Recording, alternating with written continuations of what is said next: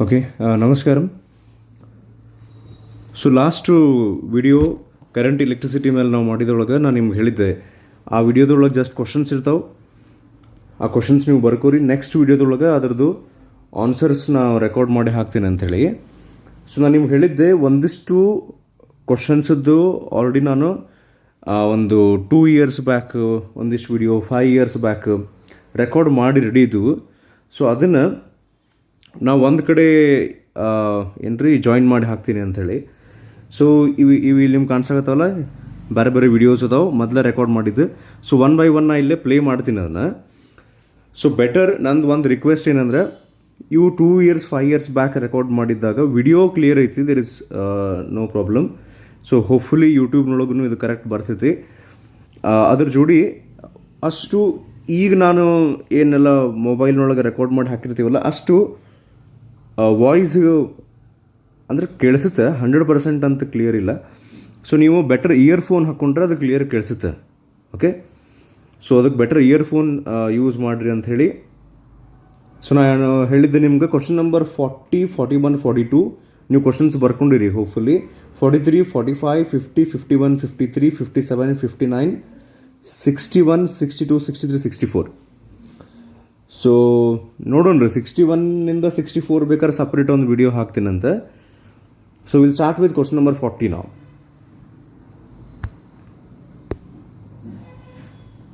Next ಅವರ ನಂತರ in place of question number 40 ಏನಿದ್ರಿ, in meter bridge experiment null point is obtained at 20 cm from one end of the wire.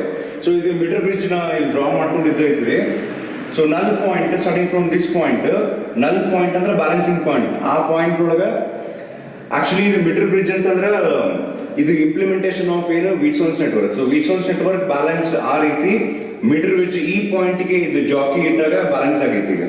So ಈ 20 cm ಇದಕ್ಕೆ ನಾವೇನು ಕರಿತೀವಿ balancing point, and 20 cm is called balancing length. Okay, so ಇದು totally 1 metre ಇರುತ್ತೆ ಅಂದ್ರೆ 100 cm. 20 cm ಈ ಕಡೆ ಅಂದ್ರೆ ಈ ಕಡೆ 80 cm ಉಳಿತು. ಸೊ ಇದು ನಾವು ಈ ಕಡೆ 0.2 ಮೀಟರ್, ಈ ಕಡೆ 0.8 ಮೀಟರ್ ಅಂತ ಬರ್ಬೋದು. ಸೊ ಕ್ವಶನ್ ಕಂಟಿನ್ಯೂ ಮಾಡೋಣ. In a metre bridge experiment null point is obtained at 20 cm from one end of the wire when resistance X is balanced against another resistance Y. Given that X is less than Y, then where will be the new position of the null point from the same end if one decides to balance the resistance of 4x against y. So first case ನೊಳಗ ಇಲ್ಲಿ n p ಇರಬೇಕಾಗಿತ್ತಲ್ಲ, p ಜಾಗದಾಗ ಏನಿತ್ತು ಇಲ್ಲಿ x ಇತ್ತು, q ಜಾಗದಾಗ ಏನಿತ್ತು resistance y. So x ಜೋಡಿ y balance ಮಾಡಿದಾಗ ಬ್ಯಾಲೆನ್ಸಿಂಗ್ ಲೆಂತ್ 20 cm ಬಂದಿತ್ತು. ನೆಕ್ಸ್ಟ್ ಅವ್ರ ನಂತರ in place of x they will replace it with 4x. So 4x ನಾಗ ರಿಪ್ಲೇಸ್ ಮಾಡಿದ್ಮೇಲೆ ಎಲ್ ಬ್ಯಾಲೆನ್ಸಿಂಗ್ ಪಾಯಿಂಟ್ ಸಿಗುತ್ತೆ, ನ್ಯೂ ಬ್ಯಾಲೆನ್ಸಿಂಗ್ ಪಾಯಿಂಟ್ ಎಲ್ ಸಿಗುತ್ತೆ ಅಂತ ಕೊಟ್ಟಾರ. ಸೊ ಈಗ ಫಸ್ಟ್ ಗೆ ಏನ್ ಕೊಟ್ಟಾರ ನೋಡ್ರಿ, ಈಗ ಅವರು x ಜೋಡಿ y ಬ್ಯಾಲೆನ್ಸ್ ಮಾಡಿದಾಗ ಬ್ಯಾಲೆನ್ಸಿಂಗ್ ಲೆಂತ್ 20 cm. ನಾವು ಇದು ಬ್ಯಾಲೆನ್ಸ್ ಆಗೈತಿ ಅಂದ್ರೆ ವೀಟ್ಸೋನ್ಸ್ ನೆಟ್ವರ್ಕ್ ಪ್ರಕಾರ p/q = r/s. ಸೊ p ಜಾಗದಾಗ ಏನೈತ್ರಿ ಈಗ x, okay, divided by pq, this is r, this is s. So p divided by q, q ಜಾಗದಾಗ ಏನೈತೆ y, x by y is equal to 20 cm ಅಂದ್ರೆ 0.2 meter divided by 0.8. So 1 is 4 is. So 1 by 4 ಉಳಿತು. 4 ಈ ಕಡೆ ತಗೊಂಡ್ಬರ್ರಿ, ಏನಾಯ್ತು 4x is equal to y. ಇದರಿಂದ ನಮ್ಗೆ ಒಂದು ಏನು ಇಂಟ್ರೆಸ್ಟಿಂಗ್ ಫ್ಯಾಕ್ಟರ್ ಗೊತ್ತಾಗ್ತದೆ ಅಂದ್ರೆ y is equal to 4x ಐತೆ. ಇದೇನು y ಐತಲ್ಲ is equal to 4x ಐತೆ. ಸೊ ಈಗ ಸೆಕೆಂಡ್ ಕೇಸ್ ಒಳಗೆ ಏನು ಮಾಡ್ತಾರೆ ಅವರು, they are balancing 4x against y. So y is equal to ನಾವು y ಜಾಗದಾಗ ಏನು ರಿಪ್ಲೇಸ್ ಮಾಡಬಹುದು 4x. ಸೊ ಈ ಕಡೆನೂ 4x, ಈ ಕಡೆನೂ 4x. ಸೆಕೆಂಡ್ ಕೇಸ್ ನೊಳಗ ನಾವು ಈ ಫಾರ್ಮುಲಾ ಹಚ್ಚಿದ್ರೆ ಇದು p/q = r/s ನಾವು ಯೂಸ್ ಮಾಡಿದ್ರೆ 4x ಇದು p ನು 4x ಐತಿ, q ನು ಏನೈತಿ 4x ಐತಿ. So 4x = 4x, that is equal to r divided by s. So 4x cancel ಆತ್ರಿ, 1 ಉಳಿತು, 1 is equal to r/s. therefore r is equal to s. ಈಗ ನೋಡ್ರಿ, ಈ ಕಡೆ ಎಷ್ಟು ಡಿಸ್ಟೆನ್ಸ್ ಐತಿ, ಈ ಕಡೆ ಎಷ್ಟು ಡಿಸ್ಟೆನ್ಸ್ ಇತ್ತಂದ್ರೆ ಇಲ್ಲೇನು ಈ 1 ಮೀಟರ್ ನೊಳಗ ಎಕ್ಸಾಕ್ಟ್ಲಿ ಹಾಫ್ ಬರ್ತೈತಿ, r divided by s. ಇವೆರಡು ಹೆಂಗಿರ್ಬೇಕ್ರಿ, if r is equal to s, ಅಂದ್ರೆ ಆರ್ ಎಸ್ ಕ್ಯಾನ್ಸಲ್ ಆಗಿ 1 ಉಳಿತೈತಿ. ಹಂಗ 4x by 4x 4x cancel ಆಗಿ 1 ಉಳಿತಲ್ಲ, ಹಂಗ r ಕ್ಯಾನ್ಸಲ್ ಆಗಿ 1 ಉಳಿಬೇಕಂದ್ರೆ r is equal to ಏನಾಗಬೇಕು, s ಆಗಬೇಕು. So r is equal to s ಆಗ್ಬೇಕ್ರಿ ಅಂದ್ರೆ ಇದು ಎಕ್ಸಾಕ್ಟ್ಲಿ ಸೆಂಟರ್ ಒಳಗೆ ಬರ್ಬೇಕ್ರಿ ಅಂದ್ರೆ ಈ ಸೈಡ್ 0.5 ಮೀಟರ್, ಈ ಕಡೆ 0.5 ಮೀಟರ್ ಉಳಿತೈತಿ. ಸೊ ಆನ್ಸರ್ ಏನ್ರೀಗ option A 50 centimetre. Okay, so this is about question number 40. Next will continue with 41. Okay, so next question ಹೋಗೋಣ್ರಿ ಈಗ 41. ಇದು ಹೇಳಿದ್ನಲ್ಲ 5 ವರ್ಷದ ಹಿಂದೆ ರೆಕಾರ್ಡ್ ಮಾಡಿದ್ದೆ. ಸೊ ಆ ವಿಡಿಯೋ ಸ್ಟಾರ್ಟಿಂಗ್ ನೀವು ಎಕ್ಸ್ಪ್ಲನೇಷನ್ ಕೇಳೋದು ಬಿಟ್ಟು ನಕ್ಕೊಂತ ಕುಂತಿದ್ರಿ ಅಂದ್ರೆ ಇನ್ನೊಂದು ಸರ್ತಿ ಬೇಕಾದ್ರೆ ನೋಡ್ರಿ. ಸೊ ನೆಕ್ಸ್ಟ್ ಈಗ ಕ್ವಶನ್ ನಂಬರ್ 41 ಇದು hopefully. Moving on to the next question, that is question number 41.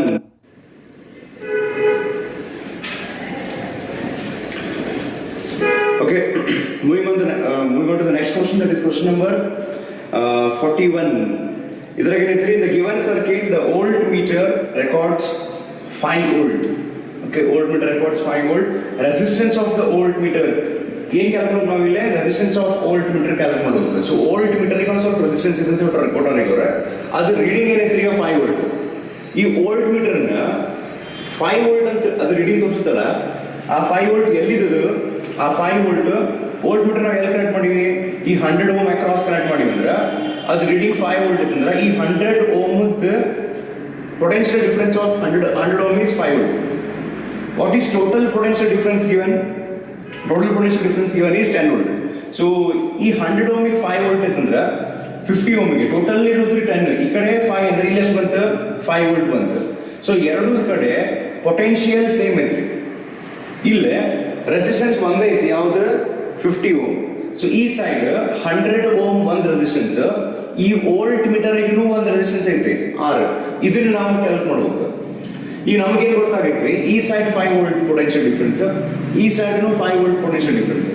ಎರಡು ಕಡೆ ಪೊಟೆನ್ಷಿಯಲ್ ಡಿಫರೆನ್ಸ್ ಏನೈತ್ರಿ ಈಗ ಸೇಮ್ ಐತಿ. ಈಗ ಒಂದು ಫಾರ್ಮುಲಾ ಐತೆ ನಮ್ಮ ಕಡೆ, V is equal to IR. ಇಲ್ಲೇ ಇವೆರಡು ಸೀರೀಸ್ ನಾಗ ಇದಕ್ಕೆ ಕರೆಂಟ್ ಏನೈತ್ರಿ ಈಗ ಕಾನ್ಸ್ಟೆಂಟ್, ಕರೆಂಟ್ ಕಾನ್ಸ್ಟೆಂಟ್ ಇದ್ರೆ V is directly proportional to R. So resistances ಎರಡು ವೋಲ್ಟೇಜ್ ಎರಡು ಕಡೆ ಸೇಮ್ ಇತ್ತಂದ್ರೆ ರೆಸಿಸ್ಟೆನ್ಸ್ ಎರಡು ಕಡೆ ಏನಿರ್ಬೇಕ್ರಿ ಸೇಮ್. ಇಲ್ಲಿ ಎಷ್ಟೈತಿ ಈಗ 50 ಓಮ್ ಅಂದ್ರೆ ಇಲ್ಲೂ ಎಷ್ಟು ಇರ್ಬೇಕು 50. ಈಗ ಇಲ್ಲೂ 50 ಇಲ್ಲೂ 50 ಇದ್ರಷ್ಟ ಇಲ್ಲೂ 50 ಓಮ್ ಇಲ್ಲೂ 50 ಓಮ್ ಇದ್ರಷ್ಟ 5 ವೋಲ್ಟ್ ಇಲ್ಲೇ 5 ವೋಲ್ಟ್ ಇಲ್ಲೇ ಬರ್ತೈತಿ. ಸೊ ಇಲ್ಲಿ 50 ಓಮ್ ಐತಿ, ಇಲ್ಲಿ ಎಷ್ಟೈತಿ 100. ಆದ್ರೆ ಇದು 100 ಒಂದೇ ಇಲ್ಲ, ಇದ್ರ ಜೋಡಿ ಇದ್ರ ವೋಲ್ಟ್ ಮೀಟರ್ ರೆಸಿಸ್ಟೆನ್ಸ್ ಐತಿ. ಸೊ ಇವೆರಡು ಸೇರಿ ಏನಾಗ್ಬೇಕ್ರಿ ಈಗ 50.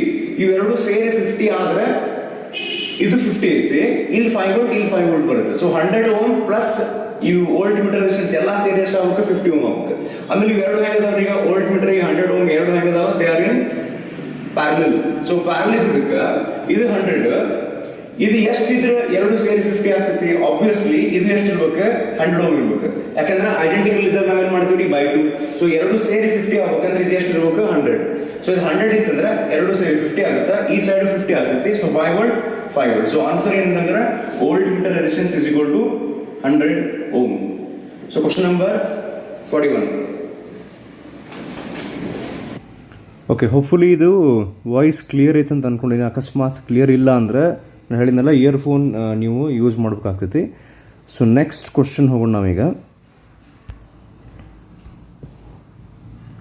Move on to question number. Okay, so moving on to question number 42. ಇದು ಕ್ವಶನ್ ನಂಬರ್ 42 ಆಲ್ಮೋಸ್ಟ್ ಸ್ವಲ್ಪ ಕ್ವಶನ್ ನಂಬರ್ 40 ಇದ್ದಂಗೆ ಐತ್ರಿ. ನೋಡ್ರಲ್ಲ ಏನೈತಿ, 2 resistances are connected in 2 gaps of a metre bridge. The balancing point is again 20 centimetre. ಆ question ಒಳಗೂ 20 centimetre ಇತ್ತು, ಇಲ್ಲಿ 20 ಸೆಂಟಿಮೀಟರ್ ಐತಿ. ಸೊ ನೆಕ್ಸ್ಟ್ ಏನಾಗುತ್ತೆ ಅಂತ ಅನ್ನೋದನ್ನ ಸ್ವಲ್ಪ ಡಿಫ್ರೆನ್ಸ್ ಇರುತ್ತೆ. ಅದಕ್ಕಿಂತ ಮೊದಲು ಎರಡು ಕ್ವಶನ್ ಒಳಗೆ ನಾವು ಇದನ್ನ ಯೂಸ್ ಮಾಡ್ತೀವಿ. ಈಗ ಎರಡು ರೆಸಿಸ್ಟೆನ್ಸ್ ಅದಾವ, ಈಗ ಅಲ್ಲೂ ಎಕ್ಸ್ ವೈ ಅಂತ ತಗೊಂಡಿದ್ವಿ, ಇಲ್ಲೂ ಎಕ್ಸ್ ವೈ ಅಂತ ತಗೊಂತೀವಿ. X is less than Y. ಇದ್ರ ಮೀನಿಂಗ್ ಏನಂದ್ರ, ಈಗ ನೀವು P by Q is equals to R by S ಹಚ್ಚಿದಾಗ ಒನ್ ಸೈಡ್ 20 ಐತ್ರಿ, ಸ್ಮಾಲರ್ ವ್ಯಾಲ್ಯೂ ಐತಿ, ಇನ್ನೊಂದು ಸೈಡ್ 80 ಸೆಂಟಿಮೀಟರ್ ಐತಿ, ಲಾರ್ಜರ್ ವ್ಯಾಲ್ಯೂ. ಸೊ ಈ 20 ನ ನೀವು ಪೀಕ್ ಯೂಸ್ ಮಾಡ್ಬೇಕು. ಅಂದ್ರೆ ಹಿಂಗ್ ಬರಿಬಾರ್ದು, Y by X is equal to 0.20 divide by 0.8 ಬರಬಾರ್ದು. ಸೊ ಅದಕ್ಕೆ ಅವ್ರು ಏನ್ ಹೇಳತ್ತಾರ, ಎಕ್ಸ್ ಸ್ಮಾಲ್ ಐತೆ, ಎಕ್ಸ್ ಸ್ಮಾಲರ್ ವ್ಯಾಲ್ಯೂ y ಗೆ ಲಾರ್ಜರ್ ವ್ಯಾಲ್ಯೂ ಬರುತ್ತೆ. ಈ ರೀತಿ ರೇಷಿಯೋ ನೀವು ಹಾಕಬೇಕು. ಸೊ ಈ ಕ್ವಶನ್ ವಾಪಸ್ ಬರೋಣ. ಈಗ ಈ ಕ್ವಶನ್ ಒಳಗೆ ಏನೈತೆ ನೋಡೋಣ. Okay, the balancing point is 20 centimeter. A resistance of 15 ohm is connected in series with the smaller of the two. Smaller of the two ಅಂದ್ರೆ x ನಾವು small ಅಂತ ತಗೊಂಡಿವಿ. ಏನಾಗುತ್ತೆ, ಈ x ಗೆ ಏನ್ ರೆಸಿಸ್ಟೆನ್ಸ್ ಐತಲ್ಲ, ಇದಕ್ಕೆ ಎಕ್ಸ್ಟ್ರಾ 15 ohm ಅನ್ನ ಸೀರೀಸ್ ಒಳಗೆ ಕನೆಕ್ಟ್ ಮಾಡ್ತಾರಂತ. ಅವಾಗ the null point 20 centimeter ಇತ್ತಲ್ಲ, ಅವಾಗ 40 centimeter ಹೋಗ್ತಂತ. ಸೆಕೆಂಡ್ ಕೇಸ್ ನೋಡೋಣ. ಸೆಕೆಂಡ್ ಕೇಸ್ ಅಂದ್ರೆ ಯಾವಾಗ ಇದೇನು ಎಕ್ಸ್ ರೆಸಿಸ್ಟೆನ್ಸ್ ಇತ್ತಲ್ರಿ, ಆ ಎಕ್ಸ್ ರೆಸಿಸ್ಟೆನ್ಸ್ ಗೆ 15 ಓಮ್ ನಷ್ಟು ಸೀರೀಸ್ ನೋಡ್ ಕನೆಕ್ಟ್ ಮಾಡ್ತಾರೆ. ಸೊ ಹಂಗೆ ಕನೆಕ್ಟ್ ಮಾಡೋದಕ್ಕಿಂತ ಮೊದಲು ಏನ್ ಸಿಚುವೇಶನ್ ಐತಿ ಅಂದ್ರೆ ಕೇಸ್ ಒನ್ ಒಳಗೆ ಏನೈತಿ, X divide by Y is equal to, ಅಂದ್ರೆ ಯಾವ ಫಾರ್ಮುಲಾ ಹಾಕ್ತೀವಿ ನಾವೀಗೆಲ್ಲ, P by Q is equal to R by S. So P ಜಗದಾಗ again we have X, Q ಜಗದಾಗ we have y. So p by q ಅಂದ್ರೆ x by y, that is equal to r ಎಷ್ಟು ಈಗ 20 cm. 20 cm ಅಂದ್ರೆ ಎಷ್ಟು, 0.2 ಬರೀಬಹುದು metre ಒಳಗೆ, 0.8 again 1s are 4s are, again we'll get the relation. ಇದು 4 ಈ ಕಡೆ ಮಲ್ಟಿಪ್ಲೈ ಮಾಡಿ y is equal to 4x. ಇದು ನಾವು ಸೆಕೆಂಡ್ ಕೇಸ್ ಒಳಗೆ ಯೂಸ್ ಮಾಡ್ಕೊಂತೀವಿ. ಸೊ ಕೇಸ್ 2 ಏನಿದೆ ಈಗ, case 2 15 ohm in series with x. So x ಜೋಡಿ 15 ohm ಅನ್ನು ನೀವು ಸೀರೀಸ್ ನೊಳಗೆ ಕನೆಕ್ಟ್ ಮಾಡಿದಾಗ ಅವಾಗ ಏನಾಗುತ್ತಂತ, ಈ 20 ಸೆಂಟಿಮೀಟರ್ ಆಗಿದ್ದು null point it shifts to 40 centimetre. So ಹೊಸ ನಲ್ ಪಾಯಿಂಟ್ 40 ಸೆಂಟಿಮೀಟರ್ ಅಂದ್ರೆ ಈ ಕಡೆ ಎಷ್ಟು ಉಳಿದಿರ್ತೈತಿ, 60 ಸೆಂಟಿಮೀಟರ್. ಓಕೆ, ಇದನ್ನ ನಾವು ಯೂಸ್ ಮಾಡ್ಕೊಳ್ಳಿ second case. So second case ನೊಳಗ x ಬದಲಿ x ಪ್ಲಸ್ 15 ಡಿವೈಡೆಡ್ ಬೈ y ಬದಲಿ ನಮ್ಗೇನ್ ಫಸ್ಟ್ ಸಿಕ್ಕಿತ್ತಲ್ಲ ಅದು ಯೂಸ್ ಮಾಡ್ಕೊಂತೀವಿ ನಾವು. y ಬದಲಿ y ಜಗದಾಗ 4x, that is equal to, ಈ ಸೈಡ್ ಏನು ನೋಡ್ತೀರಿ ಈಗ 40, ಇದನ್ನ ಹೆಂಗ್ ಬರೀಬಹುದು, 40 ಡಿವೈಡ್ ಬೈ 60 ಅಂತ ಬರೆದ್ರೆ 0 ಓಕೆ, 0 ಕ್ಯಾನ್ಸಲ್ ಆಗ್ತದೆ, 0 ಹೋಗುತ್ತೆ, 2 2s are 2 3s are. ಈಗ ಏನ್ ಮಾಡ್ರಿ, ಕ್ರಾಸ್ ಮಲ್ಟಿಪ್ಲೈ ಮಾಡ್ರಿ. ಸೊ ಕ್ರಾಸ್ ಮಲ್ಟಿಪ್ಲೈ ಮಾಡಿದ್ರೆ 3x plus 15 3s are 45, that is equal to 4x into 2 8x. ಈ 3x ಸಾಂಗೈತಿ ಆ ಕಡೆ ತಗೊಂಡು ಹೋಗ್ರಿ, ಅವಾಗ ಏನಾಯ್ತು 45 is equal to 8x minus 3x is equal to 5x. So therefore x is equal to ಏನಾತ್ರಿ 9 ohm. So ಅವ್ರು ಕೇಳಿದ್ದೆ ಏನಂದ್ರೆ ಎರಡರಾಗ ಯಾವ್ದು ಸ್ಮಾಲರ್ ಐತಲ್ಲ, ನಾವು ಸ್ಮಾಲರ್ ನಾವು ಯಾವ್ದು ತಗೊಂಡಿವಿ x. ಸೊ ಈ x ವ್ಯಾಲ್ಯೂ ಕಂಡು ಅಂತಿರಲ್ಲ, x is equal to 9 ohm ಬಂತು. ಸೊ ನಾವು ಯೂಸ್ ಮಾಡಿದ್ದೇನೆ ಫಸ್ಟ್ ಕೇಸ್ ನಮಗೆ x by y ನಾವು ಒಂದು ವ್ಯಾಲ್ಯೂ ಯೂಸ್ ಮಾಡ್ಕೊಂಡಿರ್ತೀವಿ, 0.2 ಡಿವೈಡ್ ಬೈ 0.8 ಐತಲ್ಲ, ಅದರಿಂದ 1/4 ಬಂತು. ಅದೊಂದು ರಿಲೇಷನ್ ಸಿಕ್ತ್ರಿ. ಕ್ವಶನ್ ನಂಬರ್ 40 ನಾವು ಸೇವ್ ಮಾಡಿದ್ವಿ, y is equal to 4x ಅಂತ ಹೇಳಿ. ಈ y is equal to 4x ಅನ್ನೋದನ್ನ ನಾವು ಕೇಸ್ 2 ಒಳಗೆ ಯೂಸ್ ಮಾಡ್ಕೊಂತೀವಿ. ಅವಾಗ x ಏನಾಗಿತ್ತು 15 ohm ಆಡ್ ಆಗ್ತೈತೆ. So x plus 15 divide by L y ಐತಲ್ಲ ಅಲ್ಲೇ 4x ಹಾಕಿ ಹೊಸ ಬ್ಯಾಲೆನ್ಸಿಂಗ್ ಪಾಯಿಂಟ್ ಅಲ್ಲಿ ಬಂದಿತ್ತು 40 ಸೆಂಟಿಮೀಟರ್, ಈ ಕಡೆ 60. So 40 by 60 0 cancel, 2/3 cross multiply ಮಾಡಿದ್ವಿ. So answer x is equal to 9 ohm, option C. So ಇದು ಕ್ವಶನ್ ನಂಬರ್ 42 ಆದ್ರೆ. ಕ್ವಶನ್ ನಂಬರ್ 43 ನಾವು ಲೈವ್ ಕ್ಲಾಸ್ ಒಳಗೆ ಆಮೇಲೆ ಡೀಟೇಲ್ ಡಿಸ್ಕಸ್ ಮಾಡೋಣ, ಸ್ವಲ್ಪ ಎಕ್ಸ್ಟ್ರಾ ಎಕ್ಸ್ಪ್ಲನೇಷನ್ ಬೇಕು. Next question. ಓಕೆ, ಸೊ ಅದು ಲೈವ್ ಕ್ಲಾಸ್ನೊಳಗೆ ಮಾಡ್ತೀನಿ ಅಂತ ಅವಾಗ ಹೇಳಿದ್ದು ನಾ 5 ವರ್ಷದ ಹಿಂದೆ. ನಮ್ದು ಆ್ಯಕ್ಚುಲಿ ಇನ್ನೂ ಟ್ಯೂಷನ್ ಇತ್ತು ರೀ ಅವಾಗ, ರೇಡಿಯಂಟ್. ಸೊ ನೆಕ್ಸ್ಟ್ ಕ್ವಶನ್ ನಾವು ಹೋಗೋಣ ಈಗ. ಸೊ ಈಗ ಕ್ವಶನ್ ನಂಬರ್ 40 41 ಆ್ಯಂಡ್ 42 ಮುಗೀತು. ಓಕೆ, ನೆಕ್ಸ್ಟ್ ಒಂದು ನಿಮಿಷ.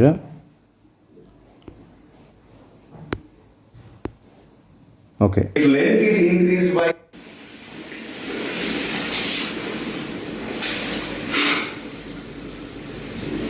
okay, ಇದು ಮತ್ತು 2 years ಬ್ಯಾಕ್ ಇದ್ದು ಮತ್ತು ಲುಕ್ ಬೇರೆ ಐತಿಲ್ಲ. ಸೊ ಬೆಟರ್ ನೀವಲ್ಲಿ ಎಕ್ಸ್ಪ್ಲನೇಷನ್ ಅಷ್ಟು ಕಡೆ ಫೋಕಸ್ ಮಾಡಿರಿ. ಇವ್ನು ನೋಡಿದ ಕೂಡಲೇ ನಿಮ್ಗೆ ಒಮ್ಮೆ ಮಕ್ಕಳು ಸ್ಟ್ರೇಂಜ್ ಅನ್ನಿಸ್ತಾವೆ. Okay, shall we start? So as we have discussed in the class today, in this video class we will be discussing about some questions on current electricity. Question number ನಾವು ಒಂದ್ಸಲ ಬರೆಸ್ಬಿಡ್ತೀವಿ, ನಿಮ್ಗೆ ಬರ್ಕೊಂಡ್ಬಿಡ್ರಿ. ಇವಿಷ್ಟು ಕ್ವಶನ್ಸ್ ನಾವು discuss ಮಾಡ್ತೀವಿ. Question number 43 45 50 51 53. So ಅದಾದ್ಮೇಲೆ 54 55 56 57 and 59. So ಒಂದು round ನೀವು mark ಮಾಡ್ಕೊಂಡ್ಬಿಟ್ರೆ ಚಲೋ ಆಗ್ತೈತಿ. 43, 45, 50, 51 and 53 ಇವು ಸೇರಿ ಈ ಫಸ್ಟ್ ವಿಡಿಯೋದೊಳಗೆ ನಾವು ಇಷ್ಟು 5 ಕ್ವಶನ್ ಡಿಸ್ಕಸ್ ಮಾಡ್ತೀವಿ. ಅದಾದ್ಮೇಲೆ 54, 55, 56 ಒಂದು ಬೇರೆ ವಿಡಿಯೋದೊಳಗೆ ಅಂಡ್ 57, 59 ಇನ್ನೊಂದು ಬೇರೆ ವಿಡಿಯೋದೊಳಗೆ ಡಿಸ್ಕಸ್ ಮಾಡೋಣ ಅಂತ. So first we'll start with the 43 one, 43rd question. So question paper ನಿಮ್ಮ ಕಡೆ ಕ್ವಶನ್ಸ್ ಅದಾವ ಅಂತ ಅನ್ಕೊಂಡಿನಿ. 43 ಫಸ್ಟ್ ಸ್ಟಾರ್ಟ್ ಮಾಡೋಣ. The question states that the n rows each containing m cells in series are joined in parallel. So totally there are n rows. In each row there are m cells which are joined in parallel. Maximum current is taken from this combination across an external resistance of 3 ohm resistance. Across 3 ohm resistance if the total number of cells used are 24. ಅಂದ್ರೆ ಒಟ್ಟು 24 cell ಅವ್ರು use ಮಾಡಿ n rows ಒಂದೊಂದು rho ಒಳಗೆ m number of cells ಅದಾವ. So all that combination is connected across a resistance of external resistance of 3 ohm. So ಏನ್ ಕೇಳ್ಯಾರ ನಮ್ಗೆ ಅಂದ್ರೆ ಒಂದು ಅವ್ರು ಹೇಳ್ತಾರೆ ಕರೆಂಟ್ ಮ್ಯಾಕ್ಸಿಮಮ್ ತಗೊಂಡಾರ ಅಂತ ಹೇಳಿ. ಏನ್ ಕೇಳ್ತಾರೆ ಅವ್ರು ಅಂದ್ರೆ if the total number of cells used are 24 and internal resistance of each cell is 0.5 ohm then ಅಂತ ಹೇಳಿ 4 ಆಪ್ಷನ್ ಕೊಟ್ಟಾರ. m is equals to 8, n is equals to 3 first option, second option m is equal to 6, n is equals to 4, m is equal to 12 ಮತ್ತೆ n is equal to ಹಂಗ 4 option ಕೊಟ್ಟಾರ. here m refers to ಏನ್ರಿ ಒಂದು rho ಒಳಗ s cell ಅದಾವ ಅಂತ ಹೇಳಿ. For example ನಾವು ಹಂಗ ಅನ್ಕೋಣ n rows ಅದಾವ. so in each row, so like this there are m cells. so ಅಂತಾವ ಎಷ್ಟು rows ಅದಾವ? okay, ಅಂತಾವ ಎಷ್ಟು ರೋ ಅದಾವ? there are n rows. in each row we have m cells. so this entire thing is connected to an external resistance. ಅದರ value ಕೊಟ್ಟಾರ 3 ohm ಅಂತ ಹೇಳಿ. ಇವು ಒಂದೊಂದು ರೋ ಒಳಗೆ m cells ಅದಾವ, ಇಂತಾವ n rows ಅದಾವ. okay, so what they want us to calculate is total number of cells used ಕೊಟ್ಟಾರ 24 ಅಂತ ಹೇಳಿ. ಒಂದೊಂದು ಸೆಲ್ ಇಂಟರ್ನಲ್ ರೆಸಿಸ್ಟೆನ್ಸ್ ಕೊಟ್ಟಾರ 0.5 ಓಮ್. ಅದನ್ನ ಆಮೇಲೆ ಯೂಸ್ ಮಾಡ್ಕೊಂಡು ಮ್ಯಾಕ್ಸಿಮಮ್ ಕರೆಂಟ್ ಡ್ರಾ ಮಾಡ್ಯಾರ ಅಂತ ಹೇಳ್ತಾರ. ಅಂದ್ರ ನಾವು ಇಲ್ಲಿ ಈ m ಮತ್ತು n ಕ್ಯಾಲ್ಕುಲೇಟ್ ಮಾಡ್ಬೇಕು. ಎಷ್ಟು ರೋಸ್ ಅದಾವ ಮತ್ತು ಎಷ್ಟು ಅಂದ್ರೆ ಒಂದೊಂದು ರೋ ಒಳಗೆ ಎಷ್ಟು ಸೆಲ್ಸ್ ಅದಾವ ಅಂತ ಹೇಳಿ. ಟೋಟಲ್ ಸೆಲ್ಸ್ ಎಷ್ಟು ಅದಾವ? 24. ಸೊ ಕ್ವಶನ್ ನಂಬರ್ 43 ನಮ್ಮ ಕಡೆ ಒಂದು ಕರೆಂಟ್ ಈಕ್ವೇಶನ್ ಐತೆ. I is equals to E divided by R plus R ಅಂತ ಹೇಳಿ. ಸೊ ಈ ಫಾರ್ಮುಲಾ ನಾವು ಯೂಸ್ ಮಾಡೋದಾದ್ರೆ so let us now calculate what is the total EMF of this combination. ನಮಗೆ ಇದು ಗೊತ್ತಿಲ್ಲ. cells in series ಒಳಗೆ ಏನಾಗ್ತೈತ್ರಿ, ಒಂದು ಸೀರೀಸ್ ಕಾಂಬಿನೇಷನ್ ಒಳಗೆ ಈಗ for example if there are two cells of EMF E1 and E2, ಇವೆರಡು series ಒಳಗಿದ್ರೆ ನಾವು equivalent EMF ಏನ್ ಹೇಳ್ತೀವಿ ಅಂದ್ರೆ E1 plus E2. ಸೊ ಅಂತಾವ ಇಲ್ಲಿ ಎಷ್ಟು ಸೆಲ್ಸ್ ಅದಾವೆ? m ಸೆಲ್ಸ್ ಅದಾವ. ಒಂದೊಂದು ಸೆಲ್ EMF ಎಷ್ಟೈತಿ? E ಐತಿ. ಸೊ ಟೋಟಲ್ ಎಷ್ಟು ಆಗ್ತೈತಿ? E plus E, so on up to m ಅಂದ್ರೆ ಟೋಟಲ್ ಎಷ್ಟು ಆಗ್ತದೆ? ಒಂದು ರೋ ಒಳಗೆ in each row the total EMF is me. Okay, ಅಂತಾವು ಎಷ್ಟು ರೋಸ್ ಅದಾವ? n rows. ನಮ್ಗೆ ಇನ್ನೊಂದು ಏನಾಗ್ಬೇಕಂದ್ರೆ ಈ ಫಾರ್ ಎಕ್ಸಾಂಪಲ್ ಇಲ್ಲೊಂದು ರೆಸಿಸ್ಟೆನ್ಸ್ ಐತಿ, ಇದು 20 ವೋಲ್ಟ್ ಐತಿ, ಇಲ್ಲೂ 20 ವೋಲ್ಟ್ ಐತಿ. ಸೊ ನೀವು ರೆಸಿಸ್ಟೆನ್ಸ್ ಅನ್ನ ತಗೋರಿ ಅಥವಾ ಈ ಕೇಸ್ ಒಳಗೆ ಏನದಾವ ಸೆಲ್ಸ್ ತಗೊಂಡ್ರೆ ನಾವು, ಸೊ ಇದ್ರದ್ದು EMF 20 ವೋಲ್ಟ್, ಅದ್ರದ್ದು EMF 20 ವೋಲ್ಟ್ ಇತ್ತಂದ್ರೆ what is total EMF? It is not 40 volt. ಈಗ ಲೈಕ್ ಇದು ಬ್ಯಾಟ್ರಿ ಬದಲಿ ಕೆಪಾಸಿಟರ್ ಇತ್ತು ಅಂದ್ರೆ 20 ಎರಡು ಸೇರಿ ನಾವು 40 ಮಾಡ್ತೀವಿ. ಬ್ಯಾಟ್ರಿ ಇದ್ದಾಗ ಏನಾಗುತ್ತೆ 20 ಎರಡು ಸೇರಿ ಟೋಟಲ್ ಆಗ್ತೈತಿ ಅಗೇನ್ 20 ವೋಲ್ಟ್. ಸೊ ಅದಕ್ಕೆ ಹೆಂಗ ಆಗ್ತಿಲ್ಲ ಅಂದ್ರೆ ಒಂದೊಂದು ಸೆಲ್ ಒಳಗೆ ಟೋಟಲ್ ಒಂದೊಂದು ಸೆಲ್ ಒಳಗೆ EMF ಐತಿ E,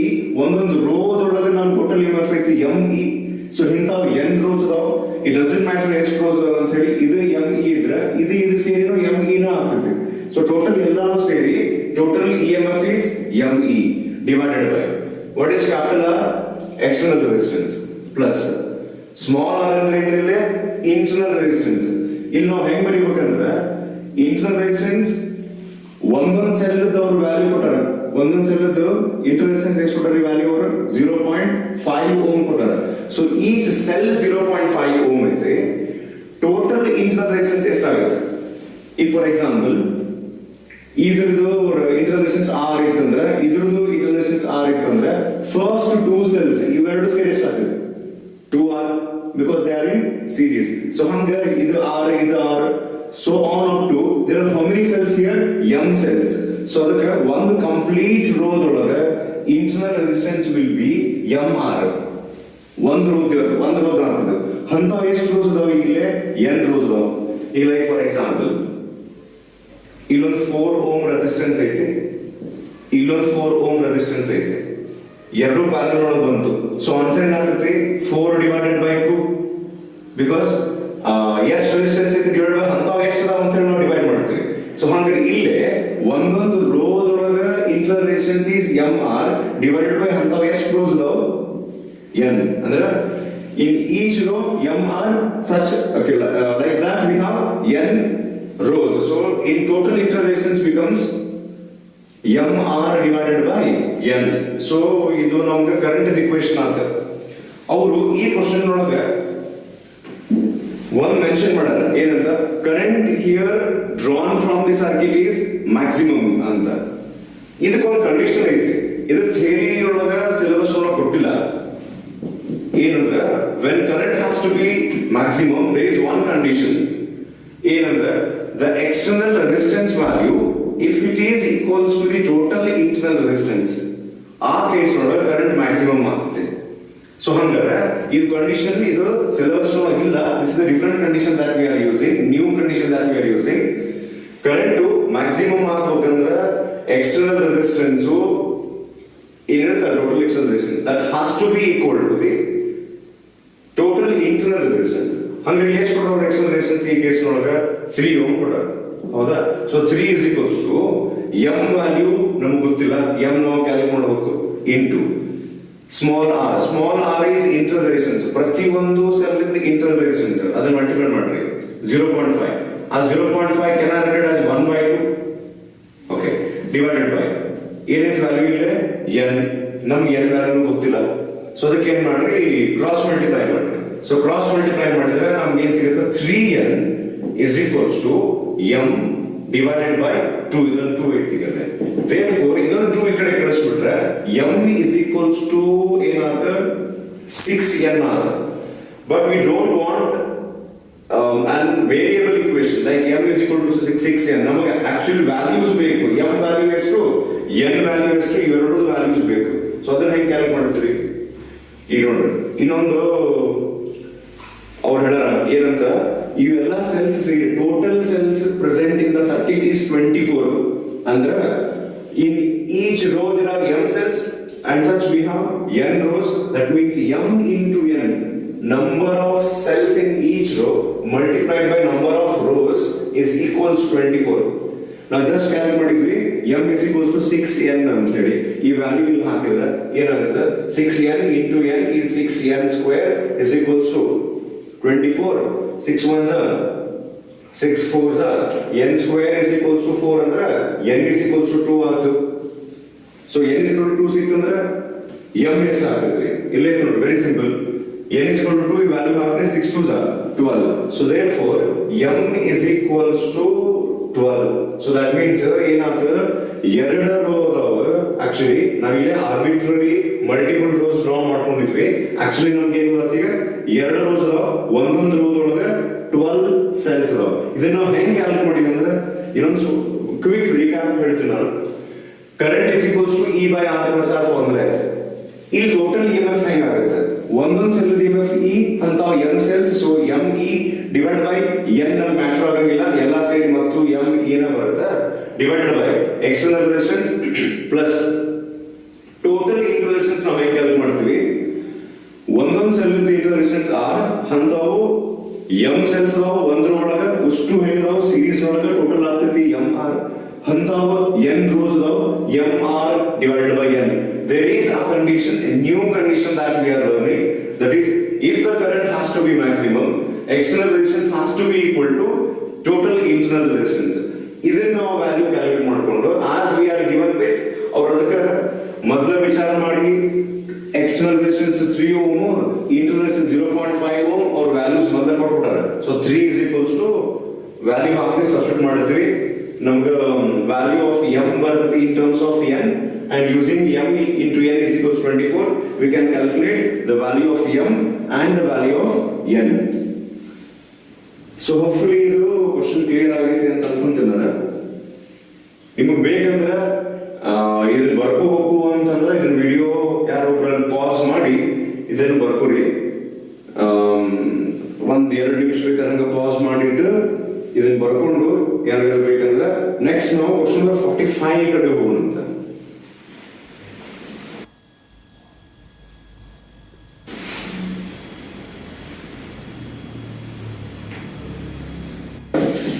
ಏನಿಸಿದ್ರ ಒಂದ್ಸರ್ತಿ ಓದ್ಬಿಡೋಣ.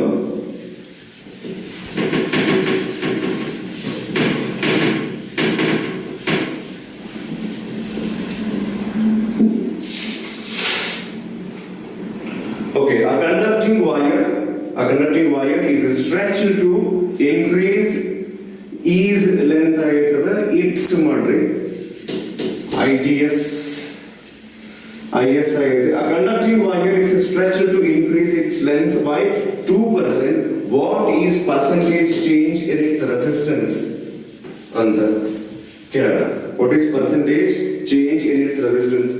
ನಾವು ಇದನ್ನ ಒಂದ್ ಸರ್ತಿ ಡಿಸ್ಕಸ್ ಮಾಡಿದ್ವಿ. ಒಂದ್ ಕಡೆ ಒಂದು ಫಾರ್ಮುಲಾ ಐತಿ, ಏನಂದ್ರ R is equals to rho L by A. According to this formula, length ನಾವೇನಂದ್ರ x times increase ಮಾಡಿದ್ರೆ, if length is increased by x times, area will decrease by x times. As a result, resistance will increase by x square times ಅಂತೇಳಿ. ಇಲ್ಲೇ ನಾವು discuss ಮಾಡಾಕತ್ತಿದೆ ಏನು ಗೊತ್ತಲ್ರಿ, x times increase ಅಥವಾ area x times decrease ಹಿಂಗ್ ವಿಚಾರ ಮಾಡ್ತೀವಿ ನಾವು.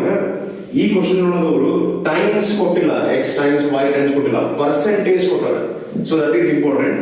ಇದಕ್ಕೆ ನಾ ಇದನ್ನ ನೋಟ್ ಬರ್ಸಿದೆ ಆಕ್ಚುಲಿ ನಿಮ್ಗೆ ಏನಂತ, wherever a wire is stretched so that its length increases by x times, area decreases by x times, so that resistance increases by x square times. ಇದೇ ರೀತಿ ಇನ್ನೊಂದು ನೋಟ್ ಬರೆಸ್ತೀನಿ ಇದನ್ನ ಆಮೇಲೆ ನಾವು ಲೈವ್ ಕ್ಲಾಸ್ ಒಳಗೆ ಇದ್ರ ಬಗ್ಗೆ ಒಂದು ಸ್ವಲ್ಪ ಡಿಸ್ಕಸ್ ಮಾಡೋಣ. ಏನದು ನೋಟ್ ಅಂದ್ರೆ ಇದನ್ನ ಬರ್ಕೋರಿ. ಇಫ್ ಲೆಂತ್ ಈಸ್ ಇನ್ಕ್ರೀಸ್ಡ್ ಅಥವಾ ಸ್ಟ್ರೆಚ್ಡ್ by x%, ಅಂದ್ರೆ ಟೈಮ್ಸ್ ಕೊಟ್ಟಿದಲ್ಲ ಅವ್ರು ಪರ್ಸೆಂಟ್ ಕೊಟ್ಟಾರ. If length is increased by x%, then resistance will increase by 2x%, 2 into x. So ಈ ಕ್ವಶನ್ ನಂಬರ್ 45 ನೋಡೋಣ. ನಾವು ನೋಡಿದ್ರೆ ಅಕಾರ್ಡಿಂಗ್ ಟು ದಿಸ್ ಲೆಂತ್ ನ x% ಇನ್ಕ್ರೀಸ್ ಮಾಡಿದ್ರೆ ರೆಸಿಸ್ಟೆನ್ಸ್ 2x ಆಗ್ತೈತಿ ಅಂದ್ರೆ ಕ್ವಶನ್ ನಂಬರ್ 45 ನೋಡ್ರಿ. ಲೆಂತ್ x% ಇನ್ಕ್ರೀಸ್ ಮಾಡಿರೋದು 2%, ಅಂದ್ರೆ ರೆಸಿಸ್ಟೆನ್ಸ್ ಎಷ್ಟಾಗುತ್ತೆ 2 into that. So answer is 4%. ಇದು ನೋಟ್ ನೀವು ಬರ್ಕೊಂಡಿರ್ರಿ. ಒನ್ಸ್ ಅಗೇನ್ ವಿಡಿಯೋ ಪಾಸ್ ಮಾಡಿ ಇದನ್ನ ನೋಟ್ ಬರ್ಕೊರಿ ಕ್ವಿಕ್ ಆಗಿ. ಲೆಂತ್ x% ಇನ್ಕ್ರೀಸ್ ಆದ್ರೆ ರೆಸಿಸ್ಟೆನ್ಸ್ 2x% ಇನ್ಕ್ರೀಸ್ ಆಗುತ್ತೆ. ಸೊ ನೆಕ್ಸ್ಟ್ ಕ್ವಶನ್ ನಂಬರ್ 50 ಹೋಗೋಣ ನಾವು. ಓಕೆ, ಆ್ಯಕ್ಚುಲಿ ಈಗ ಇದ್ರೊಳಗೆ ಅದು ಯಾವ ರೀತಿ ಆಗ್ತೈತಿ ಅಂತ ಹೇಳಿ ಎಕ್ಸ್ಪ್ಲನೇಷನ್ ಮಾಡಿದ್ದಿಲ್ಲ, ಅದು ಎಕ್ಸ್ಪ್ಲನೇಷನ್ ಮಾಡಬಹುದು. ಈ ಸದ್ಯ ನೀವು ಅಷ್ಟು ಬ್ಯಾಟ್ ಮಾಡ್ಕೊಂಡಿರ್ರಿ. ಹೆಂಗೆ ಲೆಂತ್ ಎಕ್ಸ್ ಟೈಮ್ಸ್ ಮತ್ತು ಏರಿಯಾ ಎಕ್ಸ್ ಟೈಮ್ಸ್ ಡಿಕ್ರೀಸ್ ಆಗ್ತೈತಿ, ಅದು ಎಕ್ಸ್ ಸ್ಕ್ವೇರ್ ಟೈಮ್ಸ್. ಈ ಟೈಪ್ ಒಂದು ಕ್ವಶನ್ ನಾವು ಪ್ರೀವಿಯಸ್ ಒಂದು ವಿಡಿಯೋದೊಳಗೆ ಡಿಸ್ಕಸ್ ಮಾಡಿದ್ವಿ. ಇಲ್ಲ ಎಕ್ಸ್ ಟೈಮ್ಸ್ ಬದಲಿ ಅವರು ಪರ್ಸೆಂಟೇಜ್ ಅಂತ ಹೇಳಿ ಕೊಟ್ಟಾರಲ್ಲ, ಅವಾಗ ನಾವು ರಿಲೇಟಿವ್ ಎರರ್ ಟೈಪು ಸಾಲ್ವ್ ಮಾಡ್ತಿದ್ವಿ PUC ಫಸ್ಟ್ ಇಯರ್ನೊಳಗೆ. ಆ ಟೈಪ್ ಒಂದು ಕನ್ಸೆಪ್ಟ್ ಯೂಸ್ ಮಾಡಿಕೊಂಡು ಅಥವಾ ಆ ಮೆಥಡ್ನೊಳಗೆ ಎಕ್ಸ್ಪ್ಲೈನ್ ಮಾಡ್ಬೋದು ಇದನ್ನು. ನೀವು ಸದ್ಯ ಅಂತೂ ಇದನ್ನು ಬ್ಯಾಟ್ ಮಾಡಿರ್ರಿ. ಲೆಂತನ್ನು x% ಇನ್ಕ್ರೀಸ್ ಮಾಡಿದರೆ ರೆಸಿಸ್ಟೆನ್ಸು ಎಕ್ಸ್ ಸ್ಕ್ವೇರ್ ಆಗಂಗಿಲ್ಲ, ಪರ್ಸೆಂಟೇಜ್ನೊಳಗೆ ಕೊಟ್ಟಾಗ ಅದು 2x% ಆಗ್ತೈತಿ. Okay, next. So question number 50 ಹೋಗೋಣ. ಇದನ್ನ ಬರ್ಕೊಂಡಿರಂತ ಬರ್ಕೊಂಡು ಕ್ವಶನ್ ನಂಬರ್ 50 ಹೋಗೋಣ. ಮೇ ಬಿ ಇದನ್ನ ನೆಕ್ಸ್ಟ್ ವಿಡಿಯೋ ಒಳಗೆ ಮಾಡ್ತೀನಿ ನಾನು. ಸೊ ಅಟ್ ಅ ಸ್ಟ್ರೆಚ್ ಇದು 5 ಕ್ವಶನ್ಸ್ ಮಾಡಕ್ ಆಗಂಗಿಲ್ಲ. ಓಕೆ, ಸೊ ಇದು ನೆಕ್ಸ್ಟ್ ವಿಡಿಯೋ ಕಡೆ ಹೋಗೋಣ ನಾವು ಹಂಗಾರೀಗ. ಕ್ವಶನ್ ನಂಬರ್ 43 and 45 ಆದವ್ರು ಈಗ. Question number 50 will have to move on to the next video. Okay, ಒಂದು ನಿಮಿಷ. ಹಾಂ, ಸೊ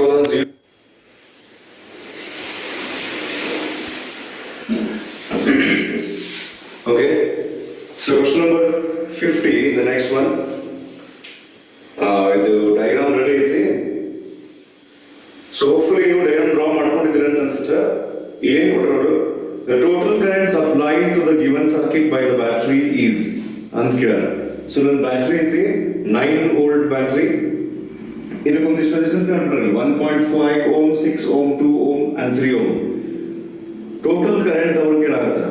ಸೊ ಟೋಟಲ್ ಕರೆಂಟ್ ನಾವು ಫಾರ್ಮುಲಾ ಯೂಸ್ ಮಾಡಬಹುದಿಲ್ಲ. I is equals to total potential divided by total resistance. Total potential ಅಂತೂ very clearly 9 volt ಐತಿ. So ಹೆಂಗಾರ ಮಾಡಿ ನಾವೀಗ ಟೋಟಲ್ ರೆಸಿಸ್ಟೆನ್ಸ್ ಕ್ಯಾಲ್ಕುಲೇಟ್ ಮಾಡಿಲ್ಲ. ಈಗ ನೋಡು, ಇದು ಫಸ್ಟ್ ನೋಡಿದ ಕೂಡ ಡಯಾಗ್ರಾಮ್ ಅಷ್ಟು ಕ್ಲಿಯರ್ ಆಗಿ ಗೊತ್ತಾಗ್ಬೋದು, ಗೊತ್ತಾಗ್ಲಿಕ್ಕಿಲ್ಲ ಯಾವ ಸೀರೀಸ್ ಯಾವ ಪ್ಯಾರಲ್ ಅಂತ ಹೇಳಿ. ಜಸ್ಟ್ ಹಾಗೆ ಚೆಕ್ ಮಾಡ್ರಿ. ಈ 1.5 ಓಮ್ ಮತ್ತು ಈ 2 ohm are they in series?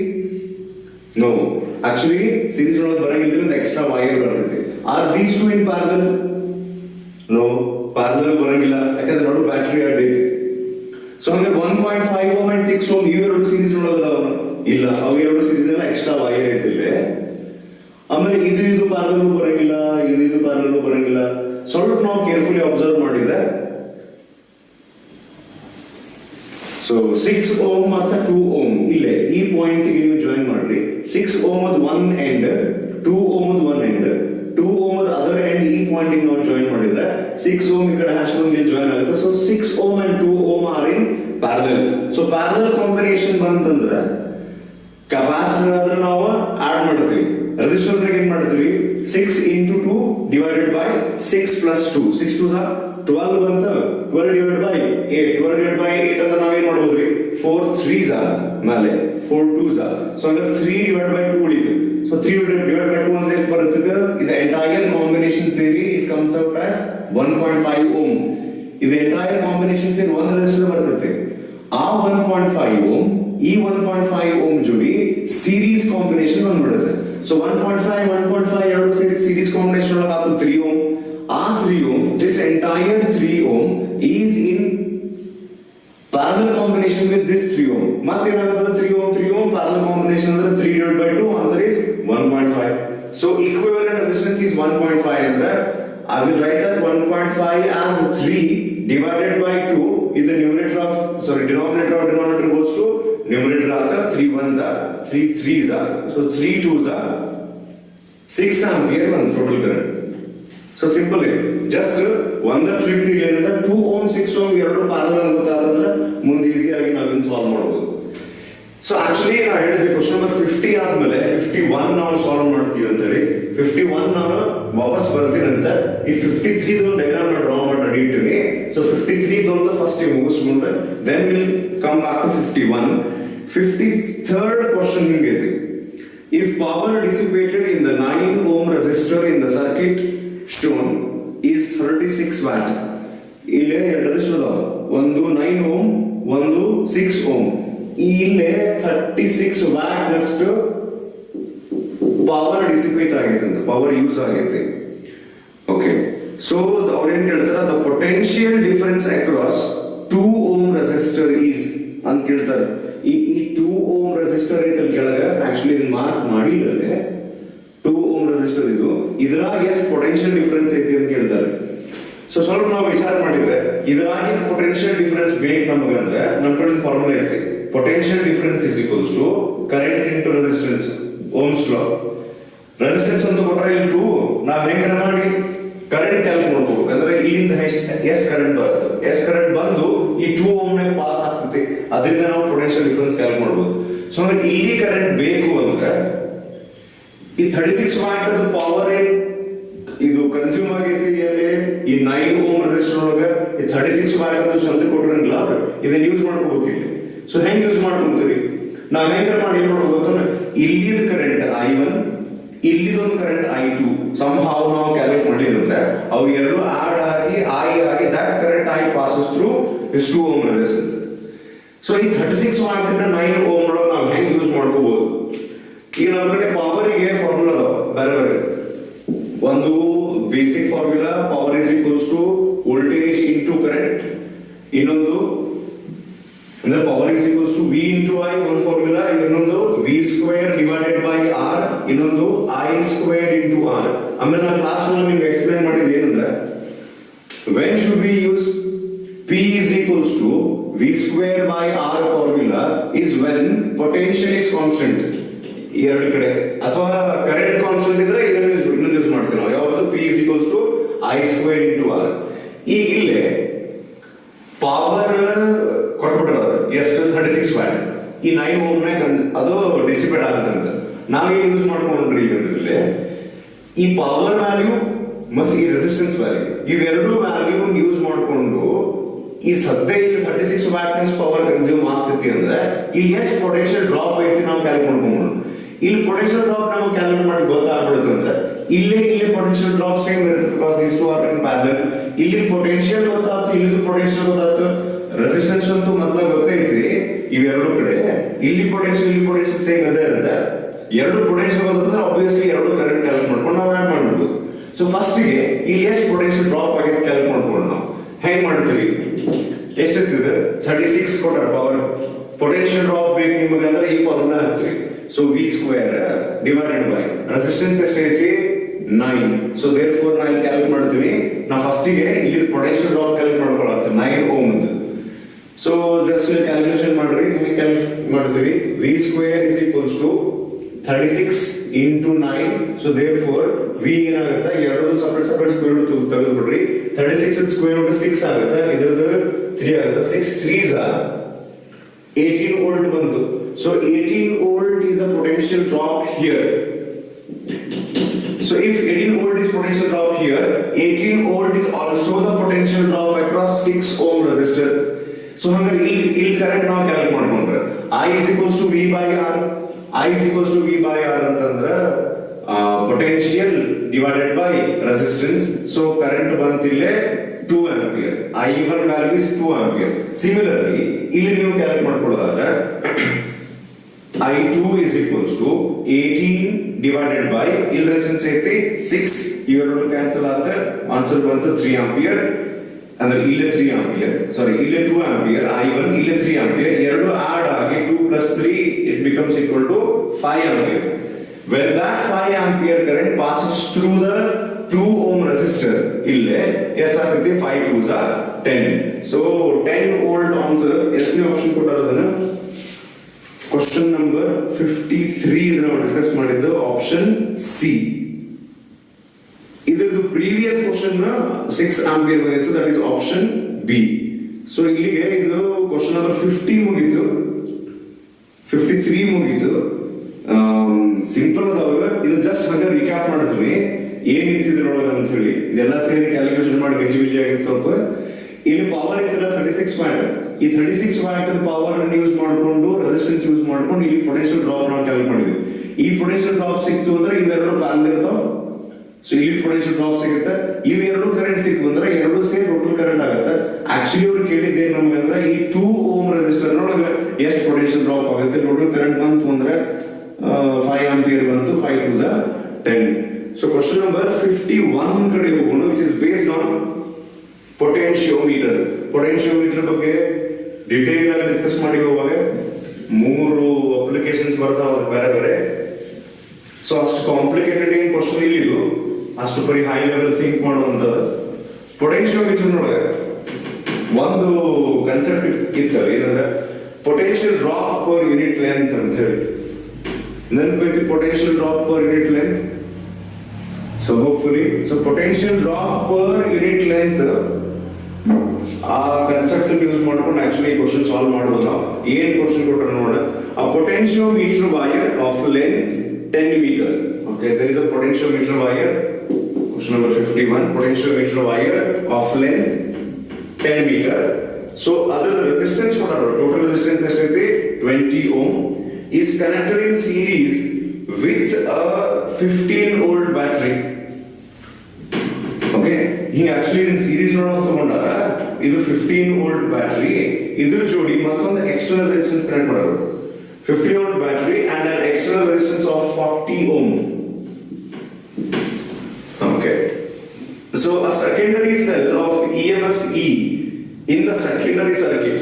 ಇಂಥವು ಡಿಸ್ಕಸ್ ಮಾಡಿದ್ವಿ ನಾವು ಪೊಟೆನ್ಶಿಯೋಮೀಟರ್ ನಿಂದ ನಾವು ಇನ್ನೊಂದು ಸೆಲ್ EMF ಕ್ಯಾಲ್ಕುಲೇಟ್ ಮಾಡಬಹುದು, ಇಂಟರ್ನಲ್ ರೆಸಿಸ್ಟೆನ್ಸ್ ಕ್ಯಾಲ್ಕುಲೇಟ್ ಮಾಡಬಹುದು. We can take the ratio of EMF of two cells ಅಂತ ಹೇಳಿ. ಇನ್ನೊಂದೇನೋ ಸೆಕೆಂಡರಿ ಸರ್ಕ್ಯೂಟ್ ಐತಿ, ಅವ್ರು ಏನ್ ಮಾಡಿರ್ತಾರ, ಇದನ್ನ ಒಂದು ಗ್ಯಾಲ್ವಾಮೀಟರ್ ಕನೆಕ್ಟ್ ಮಾಡಿ ಹಿಂಗ್ ಜಾಕಿ ಇಟ್ಟು ಇದು ಹಿಂಗ್ ಮೂವ್ ಮಾಡ್ಕೊಂಡು ಹೋಗಿರ್ತಾರೆ. ಸೊ ಅವ್ರಿಗೆ ಏನ್ ಗೊತ್ತಾಗೈತೆ ಅಂತ, a secondary cell of the EMF E in the secondary circuit is balanced by 240 centimeter long. 240 centimeter ಅಂದ್ರೆ ಎಷ್ಟಾಗುತ್ತದೆ? 2.4 meter ಆಗುತ್ತೆ. 240 centimeter is same as 2.4 meter. ಯಾಕಂದ್ರೆ ಇಲ್ಲಿ ಒಂದು ಪೊಟೆನ್ಶಿಯೋಮೀಟರ್ ವೈರ್ ಲೆಂತ್ ಅನ್ನ ಮೀಟರ್ ನೊಳಗೆ ಕೊಟ್ಟಾರ. ಸೊ ಮೀಟರ್ ನೊಳಗೆ ಕೊಟ್ಟಾರ 10 ಮೀಟರ್ ಅಂತ ಹೇಳಿ. ಅವ್ರು ಏನ್ ಕೇಳಾಕತ್ತಾರ ನಮ್ಗಂದ್ರೆ 240 centimeter long potentiometer wire ಗೆ ಇದ್ರದ್ದು EMF ಬ್ಯಾಲೆನ್ಸ್ ಆಯ್ತು ಅಂದ್ರೆ what is the value of EMF of this battery ಅಂತ.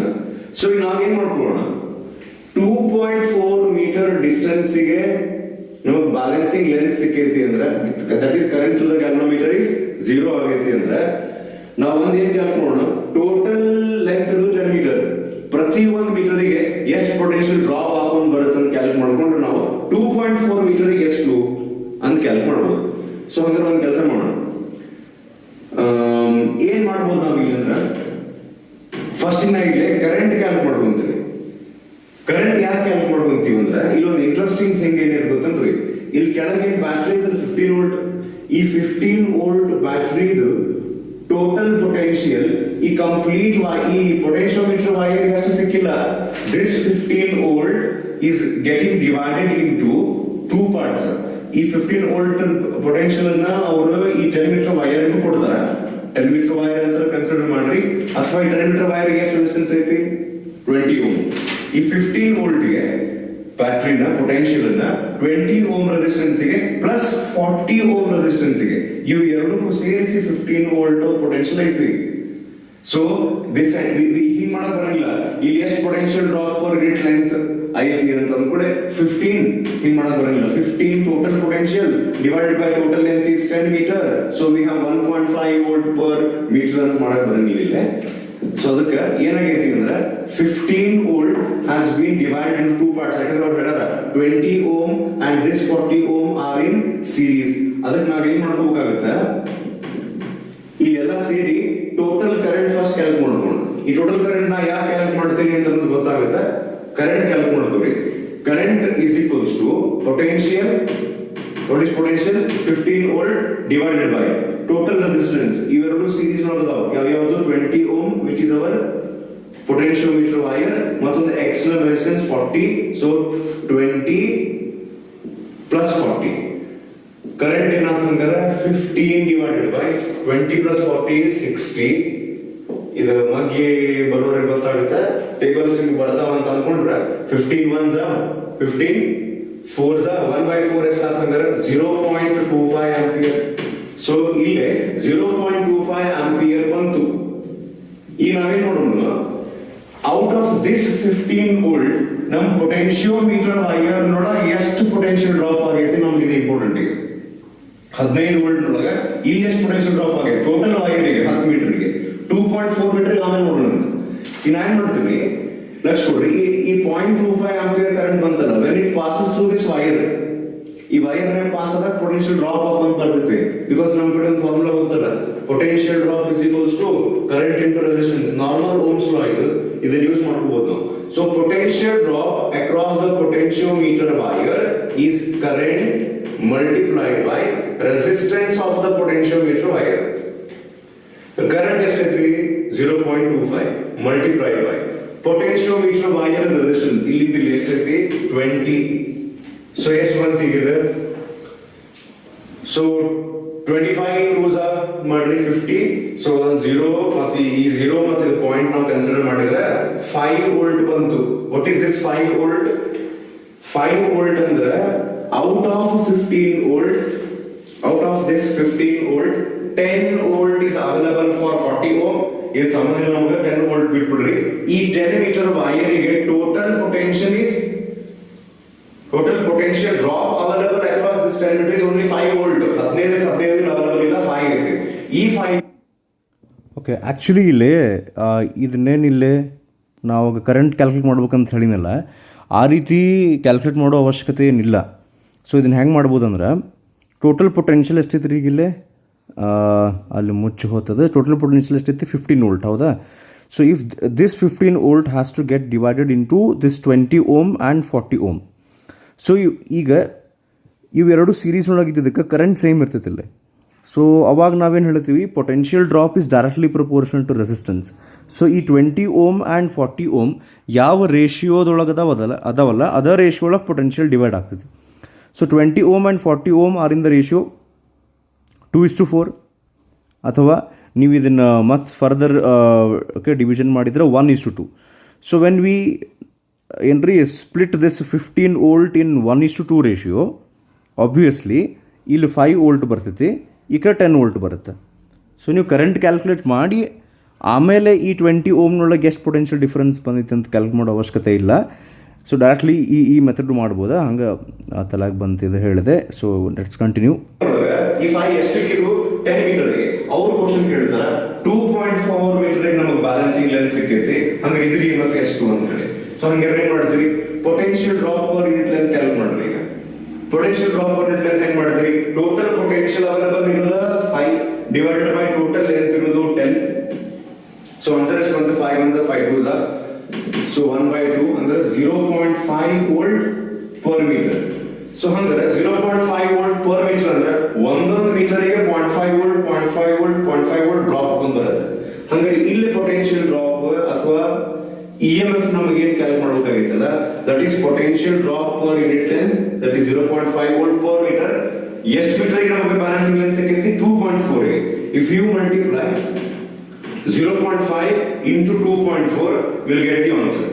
ಎಷ್ಟು ಬರ್ತದೆ ನೋಡ್ರಿ, ಅದು 24 5s are 24 5s are 25 is 100, 4 5s are 20, ಎರಡು ಸೇರಿಸಿದ್ರೆ 120 ಆಗುತ್ತೆ. ಸೊ ಇಲ್ಲಿ ನಾವು ಡೆಸಿಮಲ್ ಪಾಯಿಂಟ್ಸ್ ನ ಕನ್ಸಿಡರ್ ಮಾಡಿದ್ವಿ. ಓಕೆ, ಆ್ಯಕ್ಚುಲಿ ಅಲ್ಲಿ 2.4 ಇಂಟು 0.5 ಅಂದ್ರೆ 2.4 ಅರ್ಧ ಮಾಡಿದ್ರೆ ಸಾಕಲ್ಲೇ, ಸುಮ್ಮ ಏನೋ ತಲೆಕಿಸ್ಕೊಂಡು ಅದರಾಗ ಕ್ಯಾಲ್ಕುಲೇಷನ್ ಮಾಡೋಕೆ ಹೋಗಿನಿ. ಸೊ 2.4 ಇಂಟು 0.5 1.2 ಅಂದ್ರೆ ಹಂಗಂದ್ರೆ ಅವಾಗ ನಾ ಶಾಣೆ ಇದ್ದಿದ್ದಿಲ್ಲ ಅಂತಲ್ಲ, ಅದು ನೈಟ್ 12:30 1 o'clock ಹಿಂಗೆಲ್ಲ ರೆಕಾರ್ಡಿಂಗ್ ಮಾಡ್ತಿದ್ದೆ. ಸಮ್ಟೈಮ್ಸ್ ಅದು ಕ್ಲಾಸಸ್ ಎಲ್ಲ ಮುಗಿಸ್ಕೊಂಬಂದು ಟಯರ್ಡ್ ಆಗಿರ್ತೈತೆ. ಸೊ ಅದೆಲ್ಲ ಬಿಡ್ರಿ, ಈಗ ಇದು ಅರ್ಥ ಆಗಿತ್ತು ಅಂತ ಅನ್ಕೊಂಡಿನ. Answer will be 1.2 volt. Answer ಎಷ್ಟನೇ ಆಪ್ಷನ್ ಐತೆ? ಆಪ್ಷನ್ ಆಗೈತಿ ನೋಡಿ, ಚೆಕ್ ಮಾಡ್ರಿ. Question number 51. Second option we have option B. Answer is 1.2 volt. ಇದು ಸೆಕೆಂಡ್ ವಿಡಿಯೋ ಆತಿಗೆ. ಇದ್ರಾಗ ಏನ್ ಮಾಡಿ ಜಸ್ಟ್ ಇದೊಂದು ಕ್ವೆಶ್ಚನ್ ಜಸ್ಟ್ ರಿಕ್ಯಾಪ್ ಮಾಡೋಣ. ಏನ್ ಕೇಳಿದವ್ರೆ, 10 ಮೀಟರ್ ವೈರ್ ಐತಿ, ಅದರ ರೆಸಿಸ್ಟೆನ್ಸ್ 20 ಓಮ್, ಕೆಳಗೆ 40 ಓಮ್ ಬೇರೆ. ಇದು ಫುಲ್ ನಿಮ್ಗೆ ಅರ್ಥ ಆಗಿದೆ ಅಂತ ಅನ್ಕೊಂಡಿನ, ಮತ್ತಲ್ಲಿ ರೀಕ್ಯಾಪ್ ಏನು ಬೇಡ. ಮುಂದೆ ಯಾವ 5 volt out of 15 is available. ಆ 5 ವೋಲ್ಟ್ ನೋಡ ನಾವು ಡಿವೈಡ್ ಬೈ 10 ಯಾಕೆ ಮಾಡಿದ್ವಿ ಅಂದ್ರೆ ವಿಡಿಯೋ ಮುಗಿದ್ಮೇಲೆ ನೆಕ್ಸ್ಟ್ ವಿಡಿಯೋದೊಳಗೆ 57 and 59 ನಾವು ಸಾಲ್ವ್ ಮಾಡೋಣ ಅಲ್ಲಿಗೆ. ಓಕೆ, ಸೊ ಹಂಗಾರೆ ಈಗ ನೆಕ್ಸ್ಟ್ 57 and 59 ಕ್ವಶನ್ ಅಲ್ಲಿ ಹೋಗೋಣ. ಒಂದು ನಿಮಿಷ.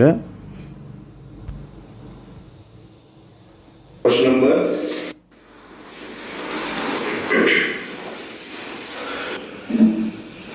okay, so moving on to the next question, that is question number 57.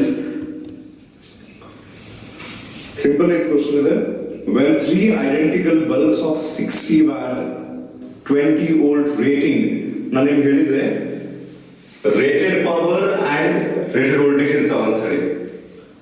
ಈಗ ಇಲ್ಲಿ 3 ಬಲ್ಬ್ ಅದಾವ, 3 ಬಲ್ಬ್ ಪವರ್ ಸೇಮ್ ಐತೆ, identical power 60 watt 60 watt and 60 watt, and rated voltage same ಐತೆ 20 ವೋಲ್ಟ್ 20 ವೋಲ್ಟ್ 20 ವೋಲ್ಟ್. ಇದು ನಿಮ್ಗೆ ಅವಾಗ ಮೀನಿಂಗ್ ಹೇಳಿದ್ದೆ.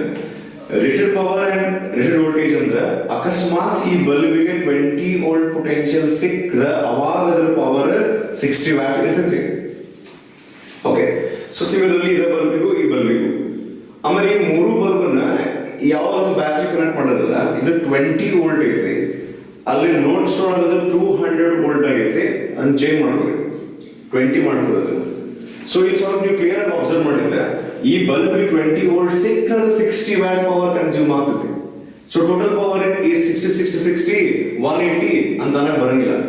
ಸೊ ಅದಕ್ಕೆ ಸಿಚುವೇಶನ್ ನೋಡ್ಕೊಂಡು ನಾವಿಲ್ಲಿ ಸಾಲ್ವ್ ಮಾಡ್ಬೇಕಾದ್ರೆ ಅವ್ರು ಏನ್ ಕೇಳ್ತಾರೆ question ಒಳಗಂದ್ರೆ, when 3 identical bulbs of 60 watt 20 volt rating are connected in series to a 20 volt supply, the power drawn by them will be total power.